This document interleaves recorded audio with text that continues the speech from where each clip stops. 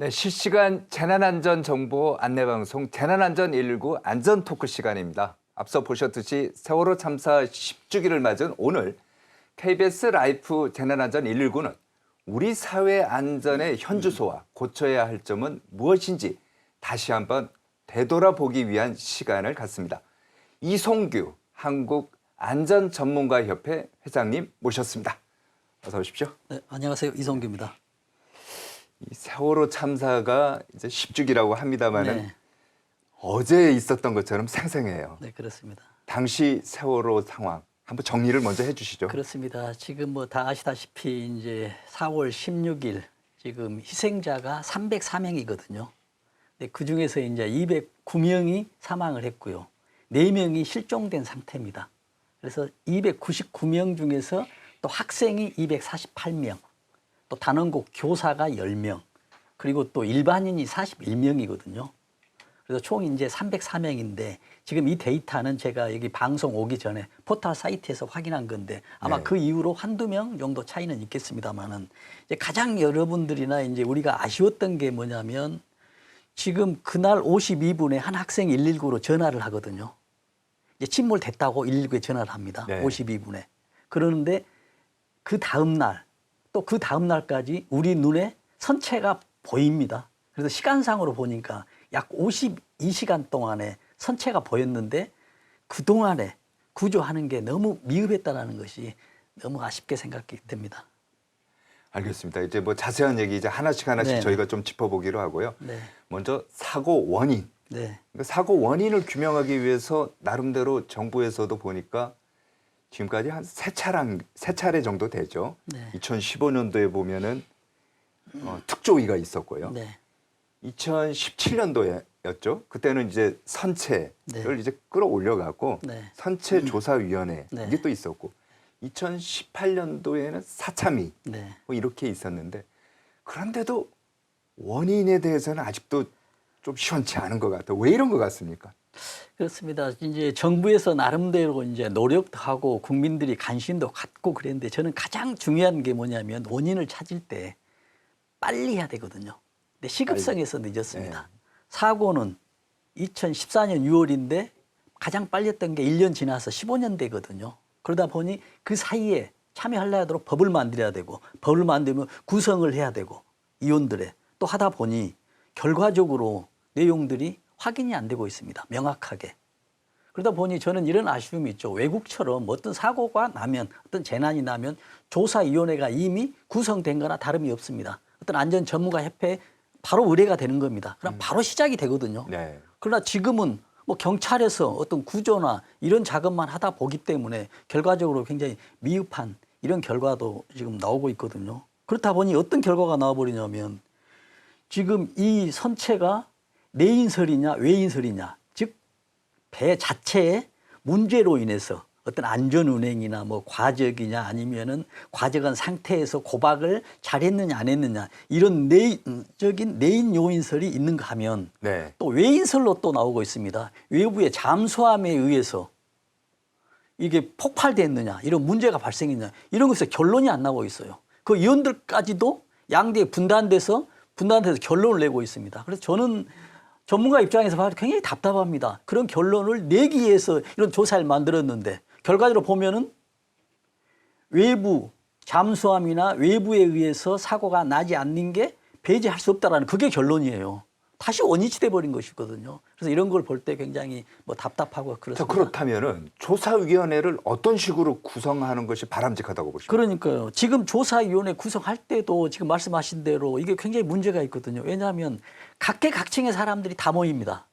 물론 이제 변호사도 모이고 일반 국민도 모이고 뭐 다 모이겠죠. 그러나 그런 측면에서 봤을 때는 각계각층의 사람이 모인다라는 어떤 의견이 종합된다라는 어떤 장점이 있는 반면에 저는 굉장히 단점이 많다고 봅니다. 왜냐하면 전문적인 지식이 없어요.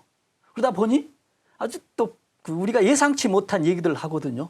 무슨 외부에 의해서, 무슨 하늘에 의해서, 뭐가 뭐 지진에 의해서 뭐 이런 게 있다 보니까 어떤 논리를 펴다 보면은 전문가들의 어떤 결론이 인원이 작다 보니까는 결론을 내지 못하는 이런 결론이 있기 때문에 지금 아까 말씀드렸다시피 어떤 사고가 나기 전에 어떤 재난이다 그러면은 어떤 선박안전협회가 있을 거거든요. 네. 그럼 구성해서 바로 즉시 한다면은 결론이 명확하게 더 빨리 그러니까 나지 않을까? 전문가 집단으로 구성을 해야 된다 이런 그렇죠. 말씀이시네요. 전문가 집단의 구성이 많아야 되죠. 그리고 법률적인 전문가가 필요하면 그 전문가 집단에서 어떤 변호사나 누구나 또 의뢰를 해서 종합적인 결론을 내야 된다는 얘기인데 지금은 초반부터 모든 사람이 종합적으로 모이다 보니까 외적으로는 굉장히 풍부하지만 결실은 굉장히 어렵게 나온다라는 그런 말씀을 드립니다. 자, 정확한 원인을 뭐 이 자리에서 우리가 이제 뭐 밝혀내기는 쉽지는 않습니다만은 하지만 상식적으로 봤을 때 사고의 원인이라는 것이 몇 가지 있지 않습니까? 그렇습니다. 예를 들면은 배가 너무 낡았다든지 그렇습니다. 또 짐을 너무 많이 실었다든지 그렇습니다. 그다음 평형수를 왜 뺐냐 네, 뭐 이런 것이 이제 문제 아니겠습니까? 그렇습니다. 그럼 회장님 보시기에 네. 여러 가지 원인 중에서 가장 큰 문제는 뭐로 보십니까? 저는 이제 그 어떤 말씀하신 대로 이제 뭐 과적이 됐고 여러 가지 이유가 있지 않습니까? 배도 이게 지금 수선을 했거든요. 지금 이 배가 일본에서 수입을 해서 중고로 수입을 했습니다. 그래서 지금 이걸 증개축을 했어요. 800명 정도 되는데 900명 정도로 탑승 인원이 되도록 하다 보니 무게가 많아지거든요. 네. 중량이 많아집니다. 또 크게 하다 보니 뭐가 문제냐면 그 배 무게중심이 높아지거든요. 지금 무게중심이 높다는 얘기는 우리가 이렇게 얘기를 해볼 수가 있거든요. 승용차와 버스가 달리는데 동일 조건에서 달렸을 때 전복 확률이 버스가 훨씬 높습니다. 높으니까요. 무게중심이 높으니까. 아, 네. 이것도 마찬가지입니다. 증개축을 하다 보니 무게중심이 높아져 버리는 거예요. 평형수도 다 빼버린 거예요. 그러다 보니 더 높아지거든요. 평형수 자체가 이 무게중심을 밑으로 하려다 보니까 하는데 평형수 자체를 뺐다는 얘기는 또 사람을 많이 태우거나 하중을 높이기 위해서 이런 여러 가지 문제가 있기 때문에 사고가 발생했다는 저는 기술적인 측면에서 접근을 하고 있습니다. 또 항해 운전하는데도 문제가 있고요. 근데 저는 이제 질문하신 대로 지금 가장 큰 문제는 저는 뭘로 보고 있냐면요. 사고는 날 수도 있다고 봅니다. 사고 안 난 곳이 없거든요. 어느 나라나 사고가 나거든요. 그러면 가장 중요한 건 사고가 난 다음에 이 순간부터 이제 골든타임 시작하거든요. 이게 이제 우리가 전문의 그 용어로는 대응 단계라 하거든요. 사고가 딱 났을 때는 거거든요. 이 대응 단계 어떤 식으로 하고 있느냐가 가장 중요한데 이 대응 단계가 거의 무방비 상태나 다름없었습니다. 우리 눈에 보인 52시간 동안의 배가 눈에 보일 수 있는데도 뭘 내냐는 얘기죠. 304명이 그 사이에 지금 사망한 거 아니겠습니까? 그래서 대응 단계가 가장 낮았다. 물론 예방도 중요하지만 대응 단계를 촘촘하게 더 세밀하게 해야 된다라는 그런 결론을 좀 내릴 수가 있겠습니다. 그러면 연관해서요. 네네. 지금 방금 말씀하셨습니다만 50시간 동안 구조가 제대로 이루어지지 않았다고 그렇습니다. 보는데 네. 왜 안 이루어졌다고 그렇습니다. 보십니까? 이게 이제 뭐냐면 우리가 얘기할 때 그 안전의 대응 능력이 낮습니다. 우리는 지금까지 한 번도 경험해 보지 못한 이런 참사거든요. 그러다 보니 이걸 해결할 수 있는 방법을 알지 못했던 거예요. 그러다 보니 우왕좌왕합니다. 그래서 여기 대응 단계가 어떻게 되니 위에서 이제 보고 체계를 해야 되니까는 전화가 긴급해서 그때 뭐 여러 부처에서 전화가 왔습니까? 뭐 장관도 오고 뭐 대통령실에서도 오고 무슨 담당 청에서도 오고 여기에 대응하는데 시간이 많이 소요되는 것처럼 또 보도도 나오고 있어요. 네. 실제 지금 이 배가 침몰해서 1초 1분이 아까운데 이런 시간들이 낭비되고 있다는 얘기예요. 이 얘기는 뭐냐면 다시 재차 말씀드리지만 어떤 대응 단계의 어떤 시스템이 미비다라고 이렇게 결론을 내렸습니다. 그 미비됐던 뭐냐면 우리의 대응 실력이 부족했다. 대응에 문제가 있다. 네. 자, 그러면 당시 이제 뼈아픈 대목 중에 하나가 전원 구조. 네. 그러니까 선내의 안내 방송에서 전원 구조가 아니죠. 이동하지 말고 대기해라. 네. 이런 안내 방송 있지 않았습니까? 네네. 결국 이 말을 믿었던 사람들은 희생이 되었고요.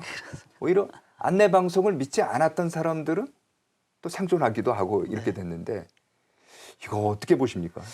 그러니까 이것도 정말 우리가 봤을 때 굉장히 안타까운 현실이거든요. 그때 상황에 보면 지금 대기하라는 그 안내 방송이 11회가 방송이 됐습니다.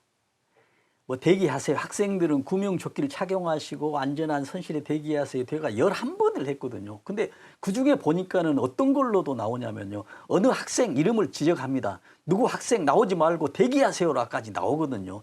11회 중에. 아니 그러면은 대기해라라는 것이 원래 안전규칙인가요? 그게 뭐냐면 이제 안내 방송이잖아요. 방송 요원은 어찌 보면은 로봇이나 다름없죠. 시키는 대로만 하지 않습니까?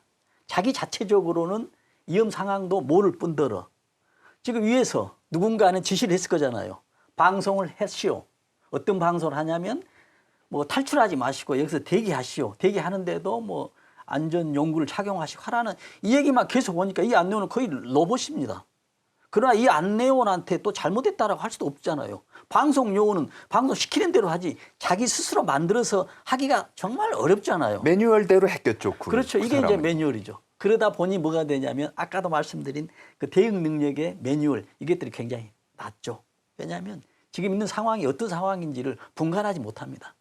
대신 가장 좋은 방법은 그 안내원도 마찬가지였고 거기에 있는 사람들 대부분이 선실에 가만히 있는 게 안전하다라고 몇 분 뒤에는 헬기가 온다. 막 이런 내용도 막 학생들끼리 나오잖아요. 근데 결국 그런 바람들이 있지 않고 이런 참사가 발생했었죠. 알겠습니다. 자 그러면 한마디로 정리하면 이것 역시 안전 불감증, 네. 안전에 대한 무지가 만들어낸 참사다. 그렇습니다. 이렇게 볼 수 있는 거네요. 그렇습니다. 그래서 저는 이제 이런 얘기를 많이 하거든요. 우리가 안전 불감증이라고도 많이 합니다. 근데 저는 여기서 지금 맹각해서 말씀하신 대로 안전 무지라고 이야기하는데요. 그러면 안전 불감증과 안전 무지를 저는 어떻게 분류하냐면 네. 안전 불감증은 다른 사람이 했을 때, 상대가 했을 때는 위험한 상황이지만 내가 하면 괜찮다는 얘기예요. 어떤 건널목에서 위험이 많이 나고 있어요, 사고가. 그런데 내가 건너면 괜찮다는 얘기예요. 그래서 건너고 있습니다. 이거는 안전 불감증이거든요. 그러나 내가 건너고 있는데 위험한지 아니었는지 모른다는 얘기예요. 예를 들어서 서너 살 먹은 아기가 그 건널목을 건넌 건 얘기는 불감증이 아니거든요. 위험한지 안 위험한지 모르는 상태라는 얘기죠. 그래서 안전 무지가 되거든요. 그 꼬마가 어린아기 했을 때는. 지금 이런 재난에서 보면은 다 저는 안전 무지로 원인이 가장 크다 생각합니다. 예를 들어서 이런 경우가 있거든요. 지하차도나 이태원 압사나 지하 참사도 마찬가지예요. 수십 번의 전화를 했어요. 그렇잖아요. 네. 그다음 119 안전관리에 전화를 받아요. 받아서 지금 이태원의 압사 사람에 의해서 곧 죽을 것 같습니다. 전화를 받는데 전화 받는 사람이 어떤 생각을 하냐면요. 지금까지 사람에 의해서 사람이 죽고 좀 힘들긴 하겠지. 무슨 일 그렇게 하겠어? 별로 대응을 못 한다는 얘기. 이게 네. 안전 무지다는 얘기죠. 근데 예를 들어서 이런 전화를 받았다고 해보세요. 지금 이태원에 불이 나고 있습니다. 그럼 불이 더 압사보다 더 위험한 걸로 알고 있으니까 얼마나 빨리 대응을 하겠냐는 얘기죠. 그 상태는 이제 압사라는 무지 상태라는 얘기죠. 그러다 보니 대응이 늦어지는 거예요. 또 침수도 마찬가지예요. 지하 침수도 수십 번의 전화를 10여 번의 전화를 받았었잖아요. 위험하다라고. 라고 하는데도 거기가 침수가 되겠어. 몇 메타가 높은데. 라고 하니까 대응이 늦어진다는 얘기죠. 그래서 전반적으로 안전관리자들의 무지가 문제고요. 저는 여기서 또 이런 것도 무지로 볼 수 있거든요. 우리 국민들의 어떤 무지. 뭐가 되냐면 사람에 의해서 본인이 정말 죽을지를 모른다는 얘기죠.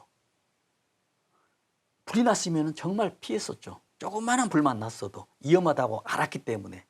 그래서 위험을 감지를 못했다는 얘기예요. 그럼 그 사람이 잘못한 게 아니라 무지는 정부나 학교에서 깨우쳐줘야 되는 것이거든요. 어려운 얘기가 아니거든요. 경험이 나왔던 자료들만 얘기하면 금방 알거든요. 무식이라는 것은 학교에서 배우는 학문이지만 무지는 학문이 아닙니다.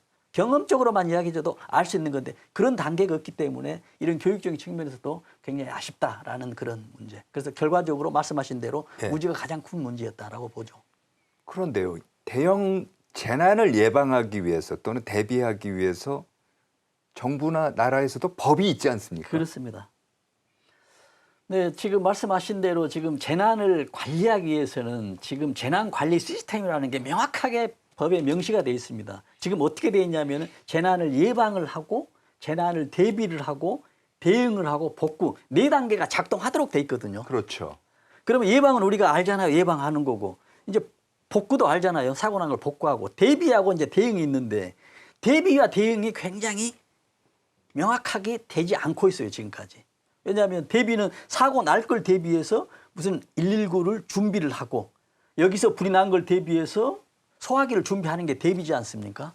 대응은 여기서 불이 났다라고 하면 어디로 피할 것인지를 알려줘야 되고 어디에 신고를 하고 어디 병원으로 간 이런 것이 돼 있어야 되는데 되지 않고 있어요. 그러다 보니는 어떤 문제가 돼 있어요. 예를 들어서 지금 이태원 압사 사고도 사고가 제일 먼저 나왔는데 어떤 상황이 되냐면 시장이 몇 시에 전화를 받았느냐. 네. 참사를 지하 침수가 있었는데 청장이 몇 시에 전화를 받았느냐, 충북도의사가 몇 시에 받았느냐 이런 것에 논란이 되고 있는 거예요. 왜냐하면 사고가 딱 났을 때 시스템이 미약했기 때문에 이런 것들이 잘 안 되고 있다는 얘기죠. 그래서 이런 대비도 필요하지만 정말로 대응 단계에서는 우리가 많은 경험을 아픈 경험을 했기 때문에 대응 단계 사고가 난 직후 골든타임에 어떻게 할 거에 대해서는 촘촘한 어떤 그 시스템 매뉴얼화가 필요하다라는 그런 말씀을 꼭 드립니다. 언론의 대응도 한번 이번 기회에 네. 얘기를 해보죠. 이게 보면은 저도 뭐 언론 기자이긴 합니다만은 참 뼈아픈 게 네, 단원고 학생들 전원 구조. 네. 뭐 결과적으로 오보 아닙니까? 그렇습니다. 오보인데 언론의 대응은 어떻게 해야 됩니까? 그러니까 저도 이걸 언론의 대응을 봤거든요. 지금 그날 11시 1분에 지금 종편에서 자막으로 나갑니다. 방송은 좀 그렇죠. 종편에서 나가는데 어떻게 나가냐면 단원고 측 전원 구조로 나가거든요. 그걸 딱 보면서 한 1분 뒤에 지금 지상파 메인 언론에서 어떻게 나가냐면 이제 조금 더 구체적으로 나가요. 1분 상간에 몇백 명 전원 구축 이렇게 나가거든요. 그대로부터는 뭐 줄줄이 나갑니다. 이제 마지막에 어떻게 되냐면 이제 뉴스 보도 채널이죠. 여기에서는 직접 앵커가 보도를 합니다.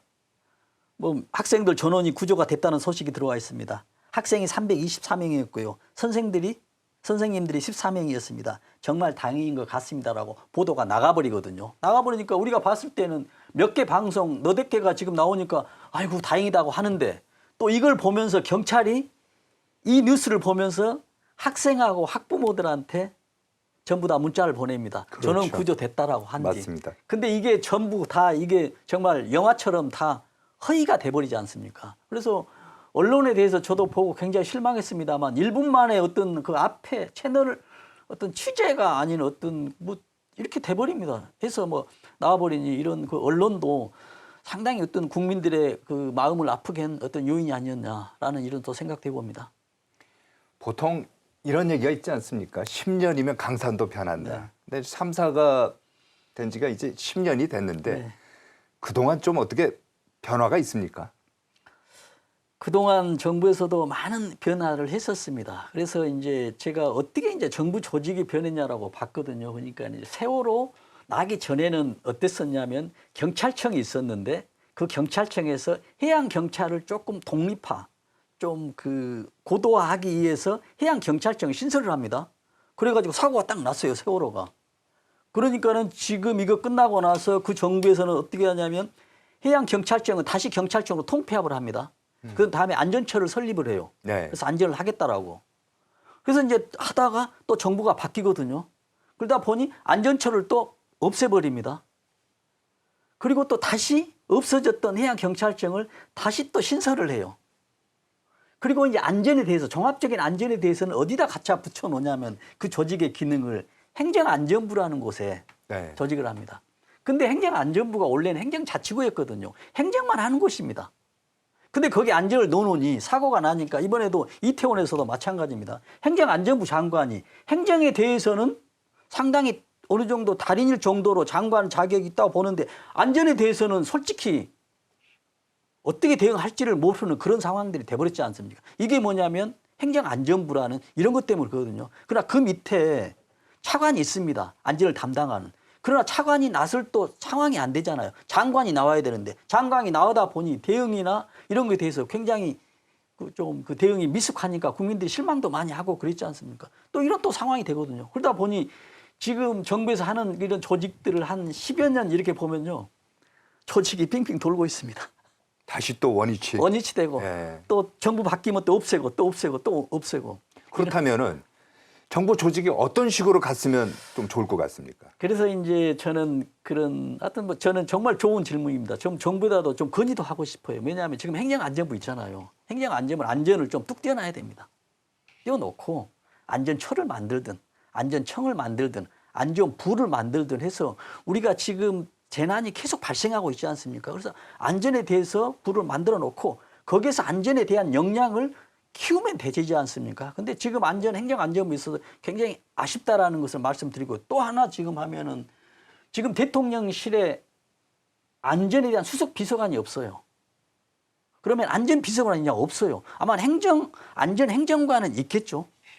그러나 최소한 정도 저는 안전비서관 정도, 안전수석비서관 정도 있어야만이 안전정책이나 이런 것들이 어떤 컨트롤 타워가 돼서 신속하게 촘촘하게 되지 않을까라는, 그래서 정부에서 한 두 가지 정도 어떤 행정안전부를 안전으로 좀 분리하자.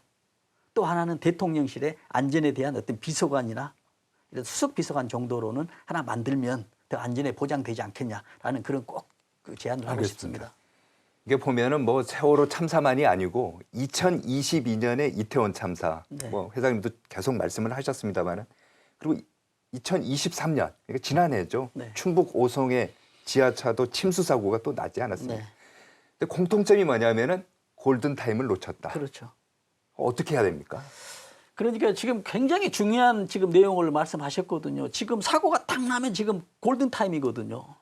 이게 안 되니 이게 이제 뭐가 되냐면 안전의 능력이고 대응인데 우리가 선진 어떤 시스템들이 뭐 디지털 시스템, 재난정보 시스템은 다 만들었어요. 그러나 그 전에는 재난정보 시스템이 없었거든요. 그래서 있어서 이제 잘 만들었는데 그럼에도 사고가 나거든요. 그래서 가장 이제 중요한 건 저는 그러거든요.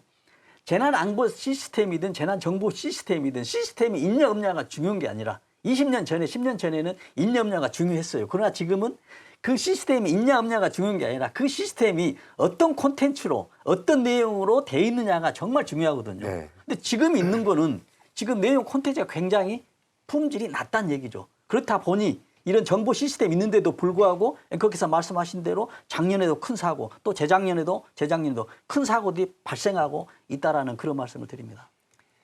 마지막 질문 네. 드리겠습니다. 저희가 뭐 말씀이야 뭐 2시간, 3시간 계속 듣고 싶지만 또 네. 한정된 시간이 있기 때문에요.